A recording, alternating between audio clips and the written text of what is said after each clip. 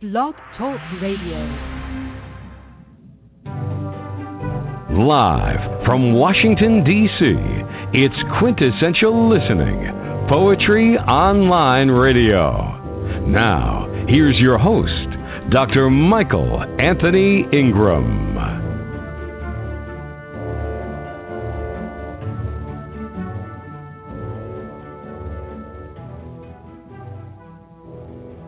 Welcome to the program. I am Michael Anthony Ingram, and I am joined tonight by internationally acclaimed and award-winning poet and visual artist, Mysti Milwee. Mysti's works have appeared in over 1,500 publications worldwide since the age of 13.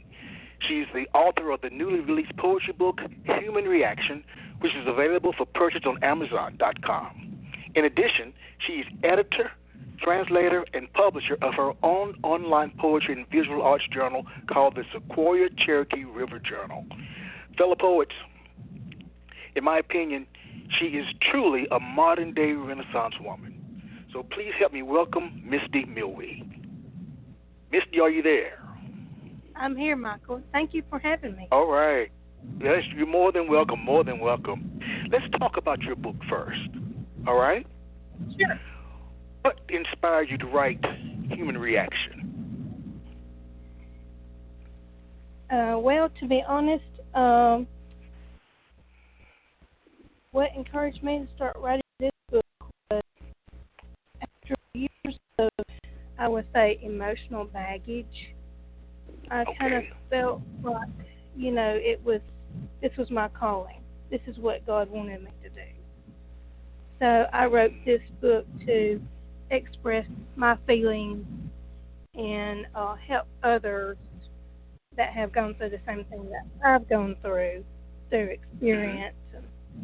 And, I just wanted to give this transparent voice a different sense to breathe words of wisdom and understanding through this poetry. Well, what did you learn about yourself when writing the book? I learned that I was able to express myself in a more deeper meaning. I found out who I was personally, spiritually, and I was able to express that through the words in my book.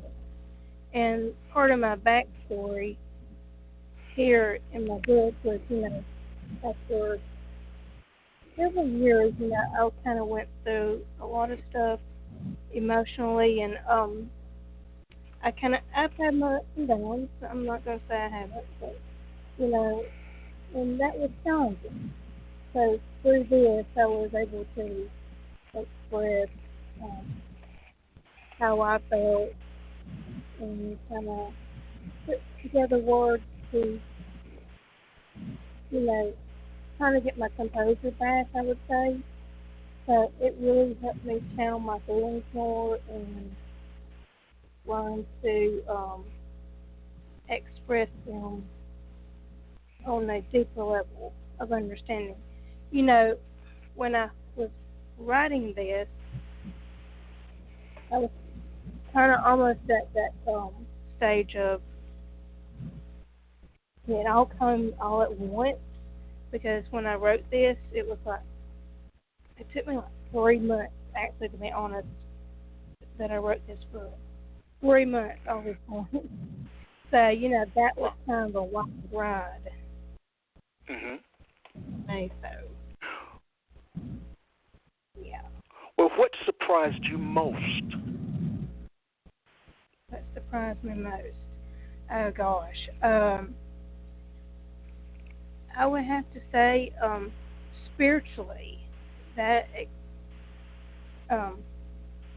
surprised me the most, because as I was writing a couple of these, especially emotional intelligence there towards the end, it was like a huge aura of emotion that just came over me.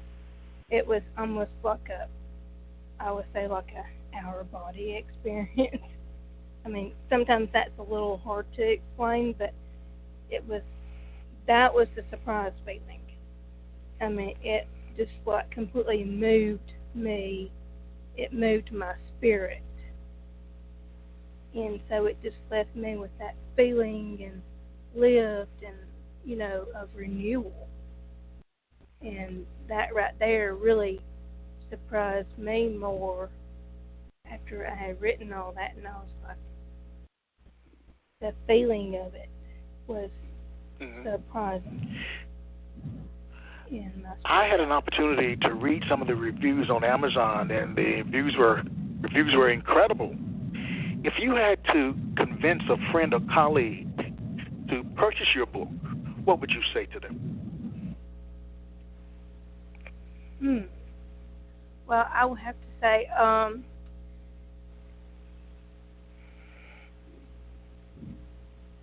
I would say, well, let's see. I would say, if you're going through a lot of personal issues, or you're at a tough spot where you're struggling, I would suggest you to read my book, because it would help you a lot. Because through my book, it really has to do with a lot of life lessons and things experienced. So to me, if I was talking to somebody, I would tell them, hey, look, we can all relate here. And I think, if you really want a deeper understanding about yourself, about your spirituality, you might have mixed emotions. So, this book really kind of helps you in a lot of ways in life. Very nice. The big picture tonight is, what is poetry? So I'm asking you the question, what is poetry to you? What is poetry to me? I would say, really, it's a way of life. It's how we express our feelings, our emotions, our reactions, to how we feel. And with poetry, we would want to speak with a transparent voice. And poetry enables and helps us in the healing process in expressing our voice, either in written or in spoken word form. Well, this is a little different take on that same question. Why is it important? Why is it important? Well, actually, I would say in my words that poetry is very important. It is a very important tool. It's to express our feelings, and every word that we project is a step of faith, courage, and perseverance. Poetry is our sense of wonder and wonder in our existence. It is a way to heal. It is also a way to cope with life's obstacles and problems. Poetry also helps us see truth, reality, beauty, desire, and our imagination. Poetry helps us to see both realistically in our imagination, and it also helps us see it through our conscious and our subconscious mind. Also important to be in touch with our feelings in our dreams. So that's also important too as well. Let's go way, way back. What was an early experience where you learned that poetic language had power? Would you say on that the last part? No. I would say, oh God. language-wise, back in when I was probably 13 is when I started learning some other languages that I feel that, that was the power to express in not only in English language, but the Korea language, Cherokee language, I would say, because I used the Korea when I write translation.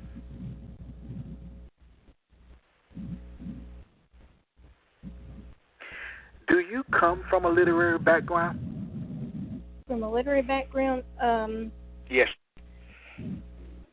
well, I would say not really, but my mom, she was English. She was going to major in English, but she wound up doing dance instead. But I still kind of feel it kind of in her bones somewhere along the way.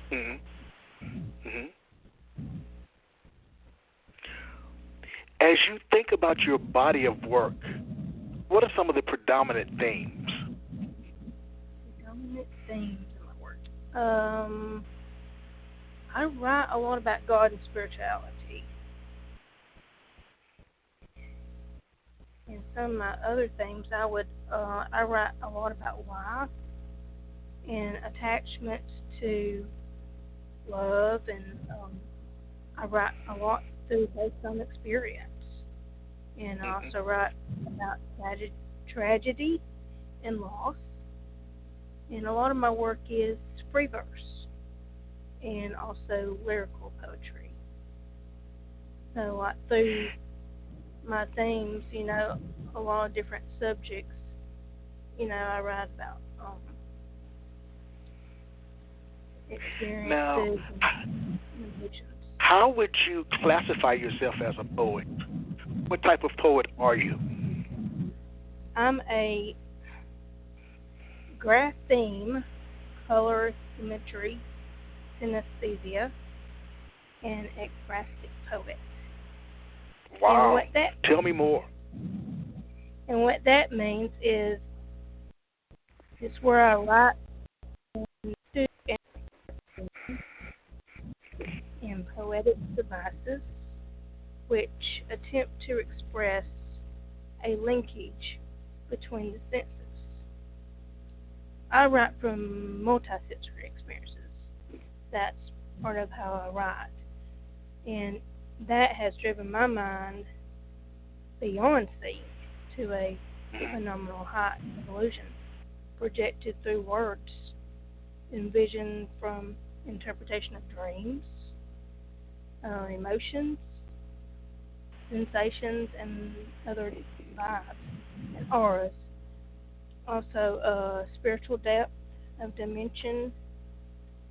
It feels like a three-dimensional feeling, if you want to know exactly kind of how that feels there. It's like a three-dimensional feeling. And this technique that I use, this grapheme color imagery synesthesia, this technique is a useful way to heighten and highlight a and can be used to demonstrate confusion or say excitement. It adds a added layer of layer of meaning to words, and it can make imagery more complex and detailed. I also use mnemonic devices. Also helps me to write song lyrics because it gives a visual sound to the flow of words. So those are just a few things about how my grapheme color imagery synesthesia works. And as far as ekphrastic, that's writing about art or vice versa. That kind of comes differently for me. It depends. Because most of the time I write the poem and I automatically see an image and I'll paint that, or I can paint and then birth my mind, right up onto that. And I've done a few ekphrastic collaborations with some people over the last several years. I've done several actually, and I had somebody to write to my work. Scott Thomas Outler, to be exact. He works for one of our families. I've worked with him for years. That's really fun to do. So that's another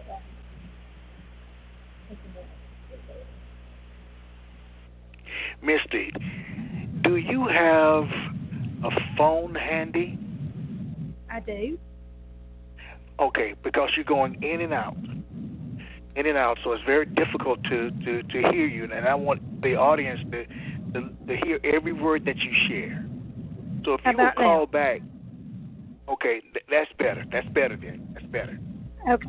Yeah, Gotcha. I don't want anyone to miss out on what you're saying because it's too fantastic, and I would feel remiss if I didn't say something. Okay, thank you. Oh yes, you're more than welcome. Now that we're back together in terms of communicating, please share a poem. Okay, let's see. I want to read Black and Blue from my new poetry book, Human Reaction. Let me get this right here. Page 16. Okay, this one is titled Black and Blue, and it's in my new book, Human Reaction. Black and blue,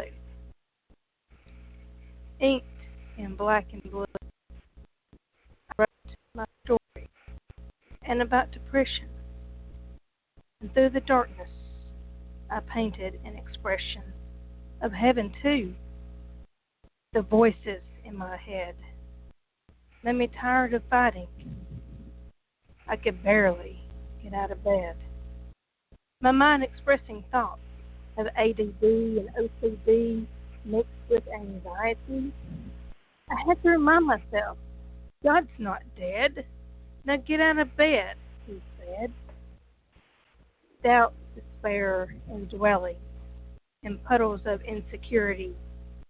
Even when my self-worth shared positivity or negativity, I was blinded and confused by what the darkness proposed.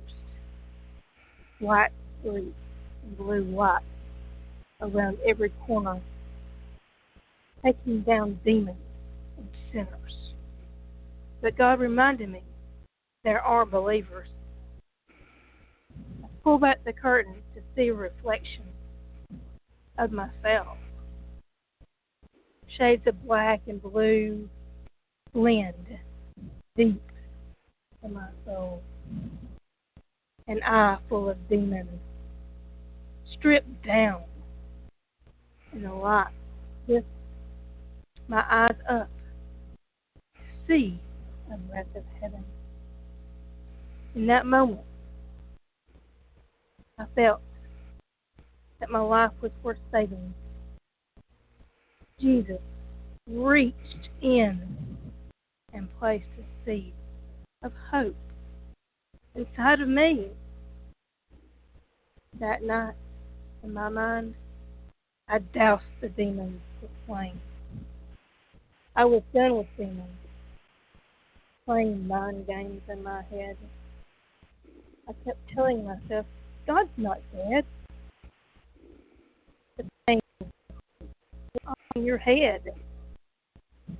The darkness lifted in the grace of dawn on blue. My voice spoke peace and said, Amen.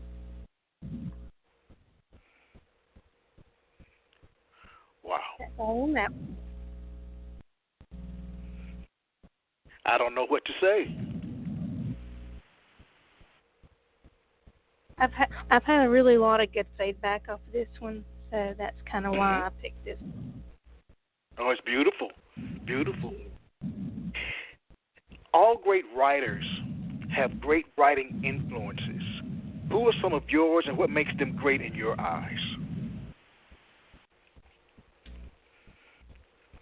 I've had several actually. Ever since I was young, when I did start writing at age 13, some of my favorite writers was Emily Dickinson, Maya Angelou, Edgar Allan Poe, just to name a few. And Dickinson, she's always just kind of given me a sense of peace and wonder. Her words spoke to my soul, and it was had a lot of light and lift in her work. So that's the reason why she's always been a favorite writer of mine. And then Maya Angelou, her works have always kind of given me a sense of power, courage, wisdom, and perseverance to write. So she's always kind of been one of my encouragement to write there. And then Edgar Allan Poe, oh God, his works were so amazing. I did some readings when I was younger. Not a whole lot. I wasn't into the readings that much when I was younger, but I did kind of study his work some, and I loved his because it was so dramatic. And so he's always kind of brought my darkness out, and through his work, I always kind of felt, there was kind of truth there and boldness. So that's kind of the reason why I kind of stayed close to some of his works, because he had a lot of image of beauty and, in the dark sense, that is. Mm-hmm. And as far as performers, that's really given me been a good influence on me, I would say. Spoken word artist Jefferson Bethke and Clayton Jennings. I've always kind of leaned more towards them because I get a lot from them spiritually. So I kind of stayed with them a lot and have listened to their works, and they're just, they keep it current. They keep it current in that they talk about. It's real about experience. So that really kind of influenced me a lot in my own writing. Well, very nice. Very nice. Let's take a brief break, and we'll be right back. Okay.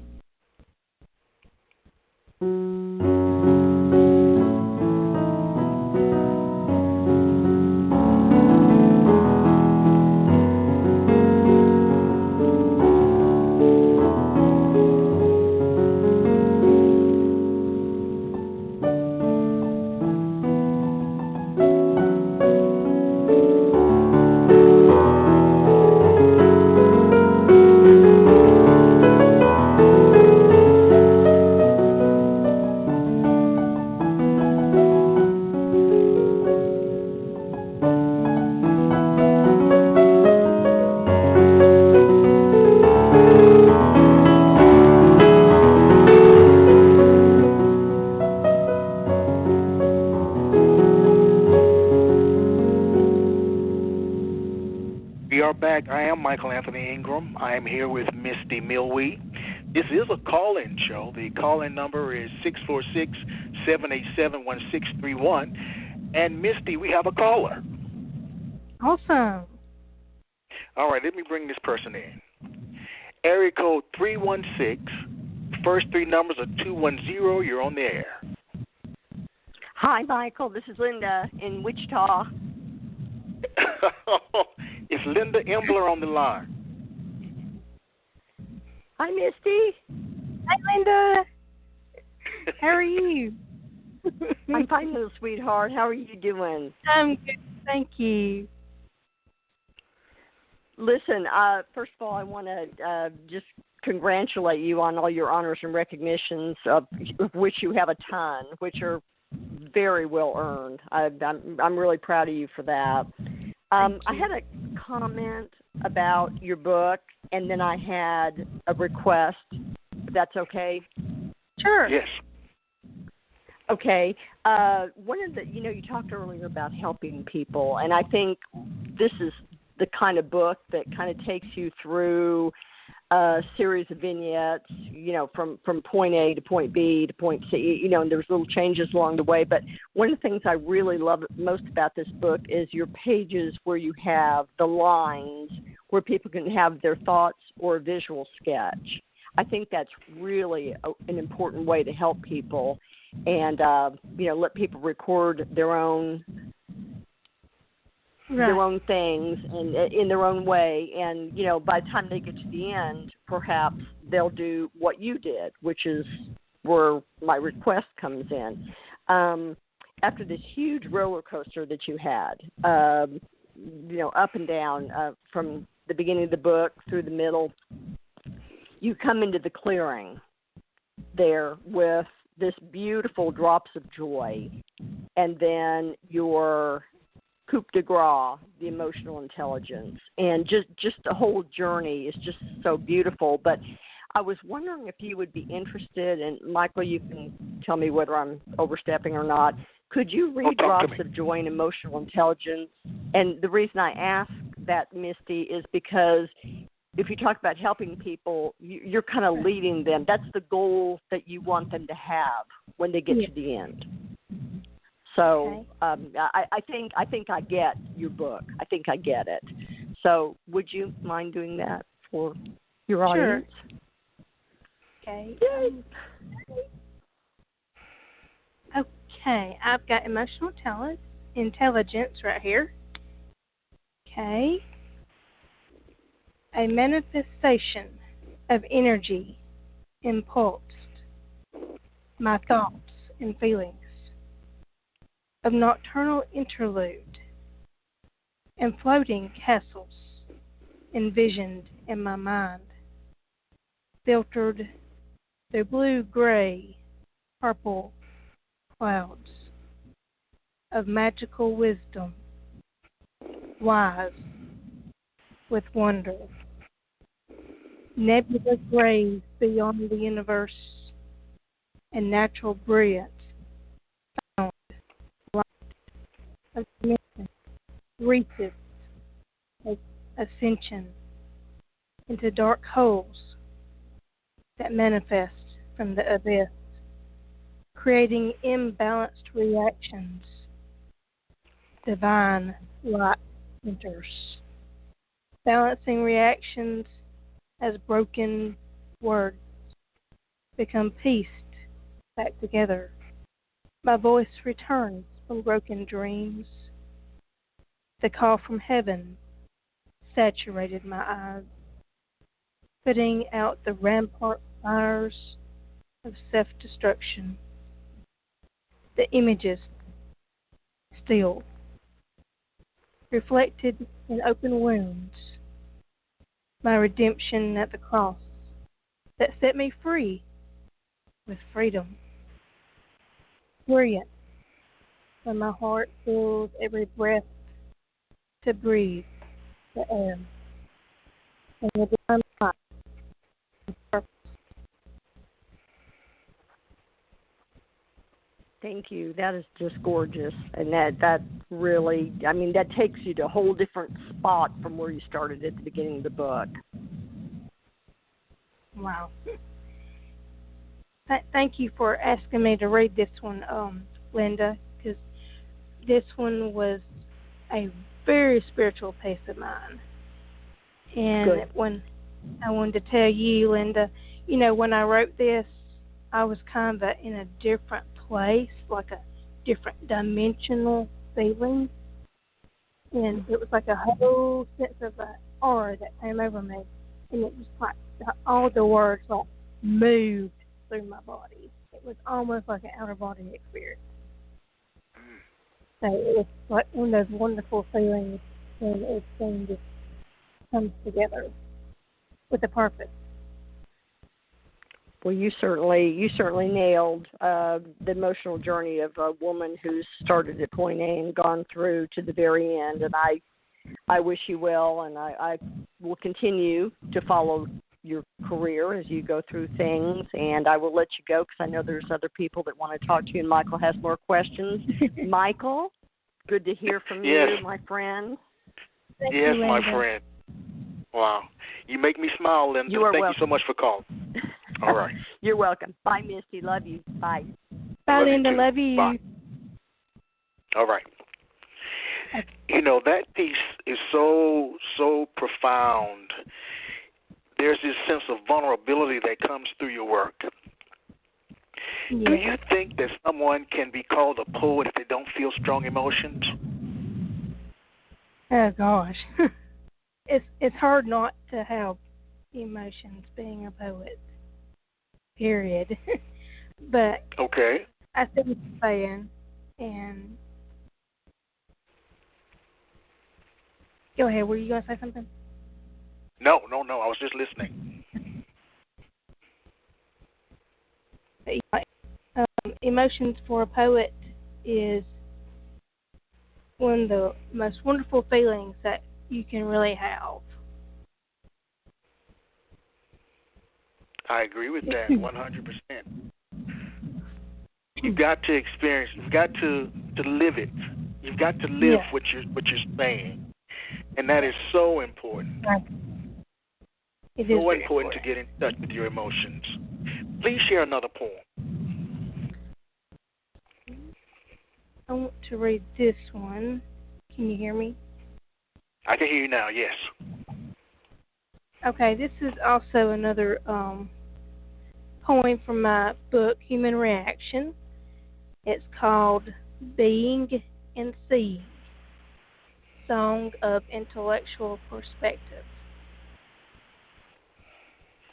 My heart, thick and thin, emotions rendezvous with the light, felt deep within the paper dawn, morning, with yellow hue that clung to the dew on leaves of grass. A baby song sings in the distance, often where my mind was, tangible to the horizon, an existence of hope.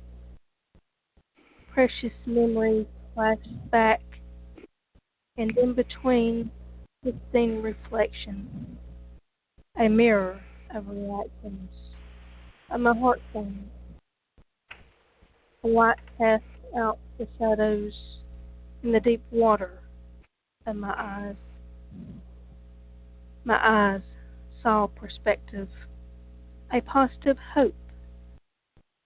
I wept with joy, for when I wept with well, and I was sunk in the valley of shadows, in feeling shallow.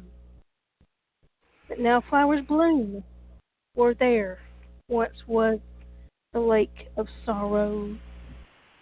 Lifting the veil, I found tomorrow, when life was paper thin, and my bondage was with the sun and the moon that held the heavens for me to see, balancing daylight and darkness within me. At the ivory gate, opened wide, emotional being engaged my soul, my story being told, seeing my identity in mirrors that projected an image of reality.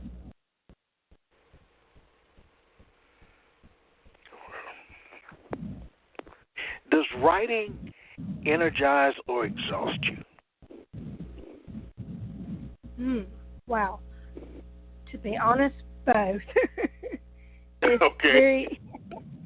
it's very energizing. It is very energizing, and it is, does exhaust me too, to an extent. But especially when I've got a lot on my mind, because my mind kind of races. So if I've got have a lot going through my mind, I'm like, whoa, this is like in a complete emotional roller coaster. So it's like, write everything you can real quick. So I'll kind of like, sometimes it'll be a little jumpy, but, I'll kind of write back and forth or write what I'm thinking about at the time, and then go back and edit. But a lot of my energy poems, they come all at one time. It's just like this whole big old flow of words, and, I'm just like, whoa, where did that come from? Yeah. I'll even stop myself in my own tracks and be like, whoa, you just wrote that. Okay. That was really long. Okay, let's go back to the epic poems.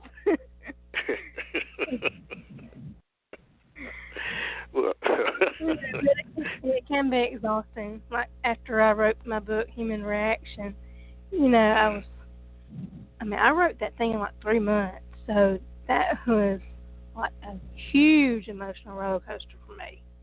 And to write that in 3 months, I was just like, after I got done, I was like, man, I am exhausted. I stayed up late nights and worked on it, and time I got done. I was going to ask you, which is potentially part 2 of that question, and maybe you've already answered it. So if you have, to say I've already answered that, Michael. What is the most difficult part of your artistic process? The most difficult part of my artistic process? I would have to say it's really kind of channeling my emotions when like when I use some different devices on my writing process. So, I really think that's more challenging to me because I use not only am I graphene graphene color imagery synesthesia, but I also use what's called spatial sequence synesthesia. And that, to be more clear about what that is, it's like a built-in mnemonic reference, and also through spatial visualization as points in space. So it's like, recalling past events or your memories in greater detail. And so really that's kind of more of the challenge, because I might get, like for example, like I said, the number 1992 or 0213. That may recall like a vision from the year 1992, or 0213 may recall a vision of a date or time projected in space to recall a memory or a vision from either that year or date or time. It's like a numerical sequence almost, or in a repetitive code. 020202. And what I mean by that is like, so I see those numbers, so I automatically get a visual or a vision from that year, and it will develop my words or feelings from that time or during that year. If I recall a memory, I would write about that memory. So that's kind of like one of my writing processes there, and I also use other different aids like mirror touch synesthesia. And what I mean by that, it's like a higher aura empathy, like where I kind of feel like the same sensations. That feel like, if I feel like your vibe, I could write about what you're feeling or your emotion, and then through that, I would write what I'm feeling through you, from your feeling, your emotion, what you're feeling, and I would write from that. So, it's like I know it's some different processes of writing, but that's kind of like some of mine, and I would even use music to be one of my aids to write. So if I'm like listening to, like, say, Mozart, I might get a complete whole poem off of that, and that would also. So that's really kind of my biggest challenge is, the different aids that I use in writing, my writing process. But I would say that's more of the challenge to me. It sounds like a very complicated process.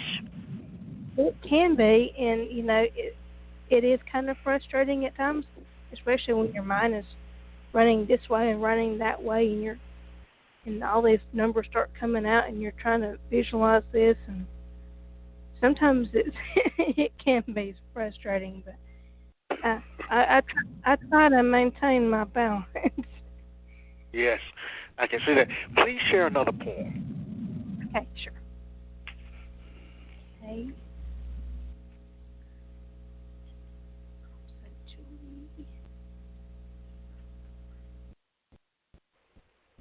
Okay, we're going for a energetic poem here.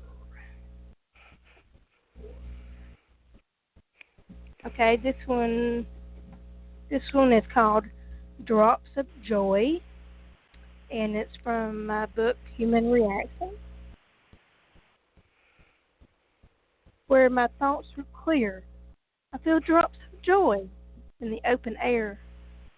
Where gardens bloom, some tiny seedlings, cared for under the sun and moon, and blessed by heaven's rain.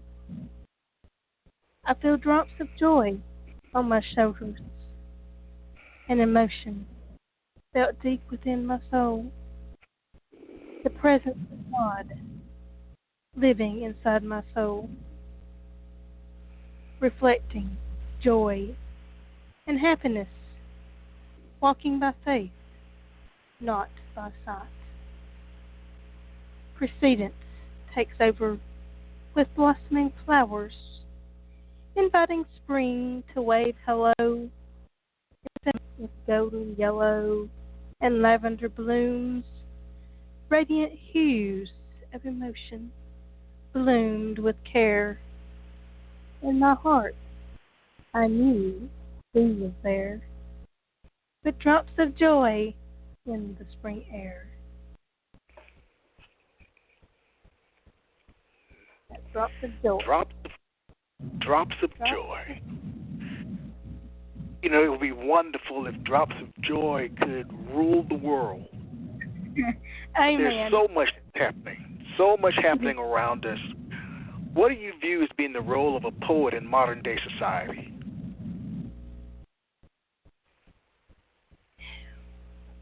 Well, right now I've been doing a lot through the ministry, and Okay. I've used a lot of my works through ministry and academic studies, actually. But right now I've done more through the ministry at the moment because of being a mentor. Because the pandemic's been kind of Yes. the way it's been. So, I've just kind of been like more in the outreach programs. So I've been kind of helping more people in that respect. And there, so I've had a lot of people that have bought my book that have used it for ministry and outreach, because some of the programs are still going on, but through like Zoom and Skype and online. So I've been kind of helping there in the outreach programs and using my poetry to help others in their situations or what they're going through. So they can relate to what's in the poetry book, and they can, if they bought one, then they can write where I've got the lines in my poetry book. Because see, when I originally set my poetry book up, I did it to where it looks like a journal, or like if you're in ministry and then outreach program, then you would have that space to write down like your thoughts or your feelings. And if you're a preacher, then you can use that to write Bible verses or any other little notes that you want to. So it's really got a really good setup, and everybody has really liked that. So I've put a good many for the outreach programs, and I feel that's really kind of helped a lot. So the more that I can help people right now, the better. With everything that's been going on in the world, so to me, I just felt like that's where God wants me. That's my calling right now, where He wants me. So I've just tried to be of more help, be of service to where He wants me to be. So the following words may be appropriate: poet as servant. Yeah. So I feel like that's really, really helped. Let's take a brief break and we'll be right back.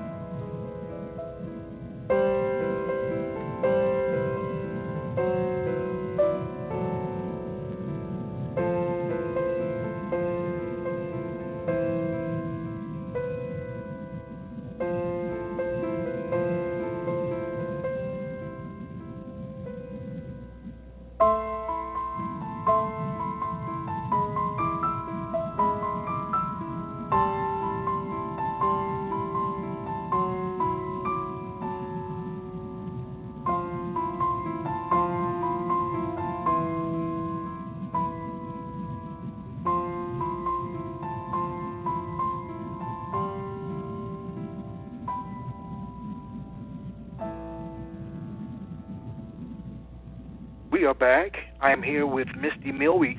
Mysti, I'd like to know more about the Sequoia Cherokee River Journal. Okay. Well, right now, it's going to a biannually journal, and the reason being is because I get like over 300 to 400 submissions a month.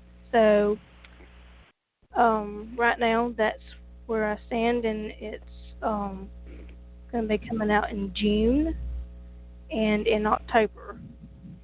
And I started this journal because it's has my heritage, my background. I'm a Cherokee Indian, so I've got that in my background, and that was one of the reasons why I started my journal to begin with. Plus, I wanted to help others in feature poets and publish them in a different setting. And I've been doing translations along, and I've enjoyed collaborating. So my journal also has collaborations. It features the visual arts, poetry, translations, and it's been going really good, and it's received a couple awards on my translations, and so it's been going really good. But anybody wants to send their submissions, you can do so. I'll start the reading period here in about a month or two. All right. So, All right. Just a little bit. Well, we'll about make sure that journal. information gets out to everyone. Okay. Thank you.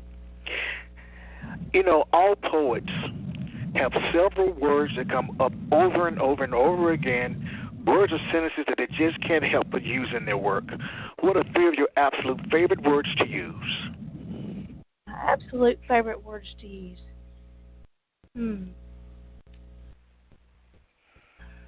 I would have to say a lot about vision. Some of my words I would say one of them would be vision, and reaction would be one of my other words. I also use poignant a lot in my work, and then obstacles. I use perseverance, emotion, song. That'd be another word. And I use the word well a lot. Fear, another one. And I use whispers. That's some of my main ones that I use. Wow. Very nice. What do you hope readers get from encountering your work? What do I hope readers get in encountering my work? Well, I hope that they get the feeling, the sense of being, a sense of emotion, and I hope they are able to feel that, and I hope they're able to feel hope, and I hope they feel peace. I hope they are able to feel strong, and I hope they are able to feel empowered by it. I hope it moves them, and I hope they are able to see what they are unable to see, and I hope that it brings them a sense of light that, that they've needed, and I want them to feel good. I want others to feel good. I want them to feel peace. Because right now that's what a lot of people need, I feel. In my opinion, I feel that a lot of people need peace and they need hope in this world. And that's what I hope to project through my work, and I hope that's what they feel.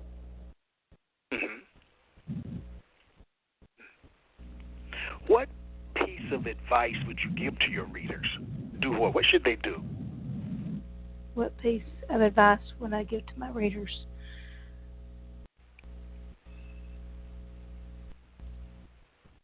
As in advice, I would say, just if you're reading this, I hope that my advice I give you is going to be empowering. I hope they're empowered, and I want them to feel empowered and inspired by it, and I hope it gives them a sense of direction. That would be my advice that I would like to give others. Yes, to give very them nice. direction and hope, and doing the things that they love. Because if you don't do what you love, then that's your purpose. Do what you love. That's so true. Yes, it's important to do what you love, and it sounds like you do what you love. I do. And we witnessed yes. it. We witnessed it. We've got time for one more poem. One more Please poem. share one. Okay. Well, I think I would like to share. I know this is an old one, but I want to read this one because it was my very first one. because I Mhm. feel it's kind of important. So I want to read that one, especially if there's any teenagers out there listening. So it's called Teen Violence. And a little bit of background about this, I wrote it when I was 13. This is my very first one. And it was read at a poetry symposium, an international poetry symposium back when. So this is when I wrote it when I was age 13. And it's called Teen Violence. And it's dedicated to young wives of the future. And I wrote this after the Columbine shooting. So this prompted me to write this piece. Okay. Too many guns that end young lives. Too many tears. Too much strife. Gangs taking aim to prove their power. Kids are dying by the hour. Tempers, bullets, and knives are flying. There is no reason for all this dying. Drugs are ruining great young minds. Some only live for another line. Booze and suds fill all the glasses. So why bother going to classes?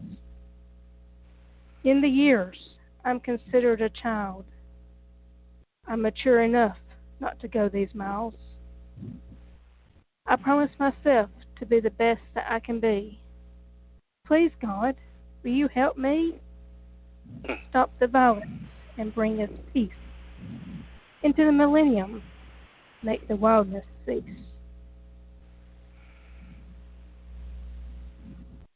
And that is $10. That is so powerful. And that one has also received Actress Choice Awards and the International Poet of the Year. Oh, wow.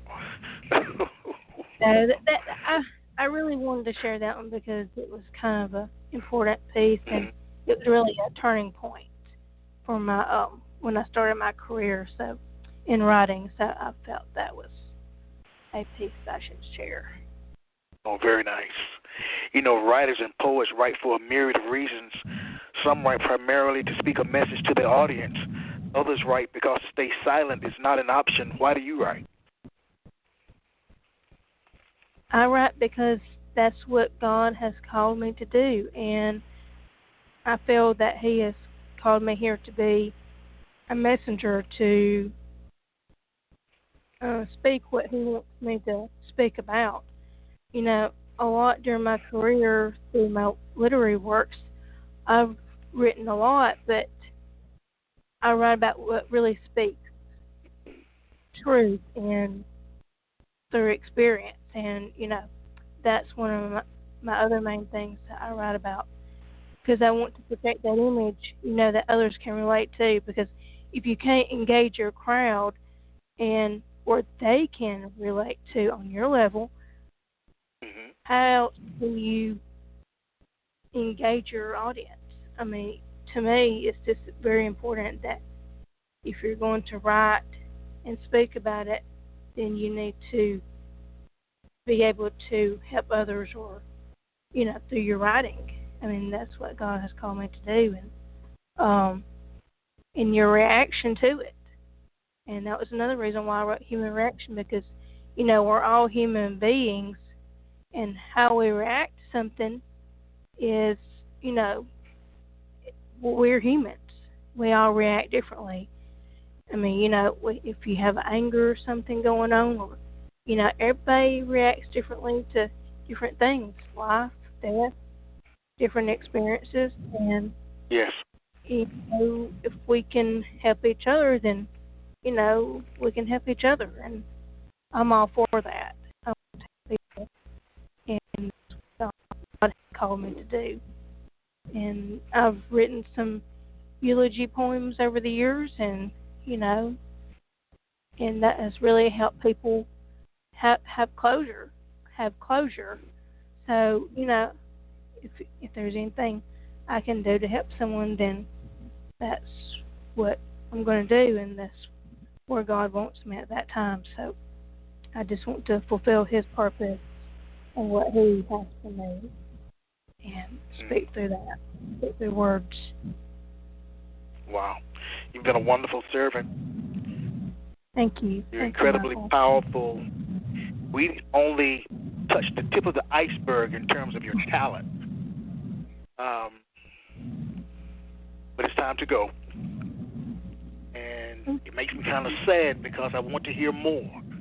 I want to I want to learn so much more from you. I want to talk more too. So. Yes. Another time. Another time. You'll be back. You'll be back. I'll be back. Yes. I want to thank you for helping us celebrate Women's History Month, which is an important month to celebrate. Every day is Women's History Month, to be quite honest. So I want to thank you. I wish you nothing but the best. And until we connect again, take care and be safe. All right? Thank you, Michael, and thank you for having me. It's been a pleasure and an honor, and I appreciate you. All right. Good night, everyone. Good night, everyone. You have just listened to the Quintessential Listening Poetry Online Radio Podcast with your host, Dr. Michael Anthony Ingram. Subscribe to our podcast on iTunes, Spotify, or Stitcher. And make sure to catch our next episode.